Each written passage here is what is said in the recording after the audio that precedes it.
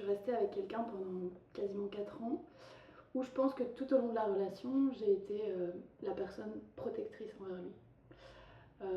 On dit souvent que c'est l'homme qui est protecteur dans une relation, mais dans ce cas-ci, c'était vraiment tout l'inverse.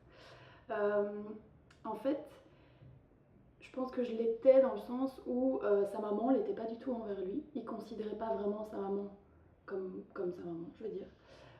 Et par exemple, j'ai plusieurs exemples pour illustrer ce que je dis, mais en période d'examen, je savais que c'était pas sa maman qui arrivait à le rassurer quand il était stressé, mais c'était moi.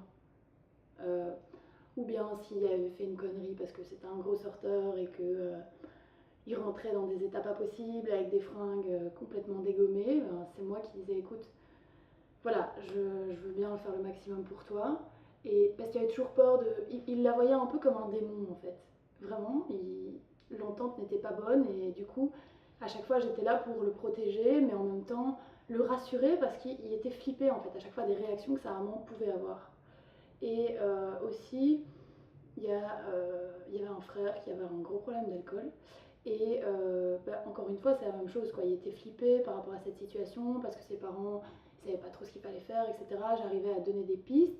Et il y avait peur qu'il arrive toujours quelque chose à son frère, qu'il meure dans un accident ou n'importe quoi, ou quelqu'un lui frappe dessus parce que voilà, sous l'influence de l'alcool, il était vraiment méconnaissable et il cherchait vite la bagarre, etc. Et c'était pas sa maman ou son papa qui le rassurait dans ces cas-là, c'était moi, de nouveau. Et je pense que dans ce type de situation, c'est clairement de la protection, quoi. C'était vraiment moi qui veillais sur lui à ce qu'il se sente bien et pas stressé, angoissé par telle ou telle situation, quoi, tout simplement. Je dirais que c'est venu naturellement. C'était inconscient, vraiment. Je me rendais pas compte. Parfois, j'avais vraiment le rôle de cette maman et parfois, il me confondait même quand il m'appelait. Au lieu de me donner un surnom amoureux, ça lui arrivait de sans faire exprès m'appeler maman, ce qui était assez perturbant. Mais pour lui, il ressentait aussi que j'avais un peu ce rôle-là pour lui, parce que sa maman n'a jamais vraiment eu ce rôle.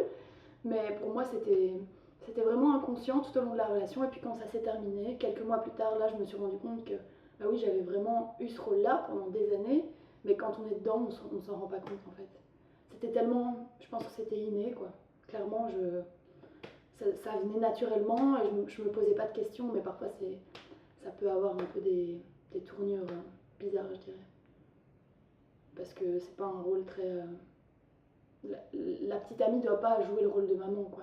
C'est différent, c'est deux choses différentes. Et je trouve que dans ce cas-là, c'est important de s'en rendre compte, même si on s'en rend compte par la suite, mais au moins pour les relations futures, ça me servira, je pense.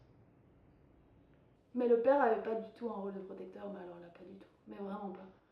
Donc c'était pour moi clair et net qu'à la base, c'était la maman qui était censée avoir le rôle protecteur, mais elle l'avait pas. Je crois qu'elle le.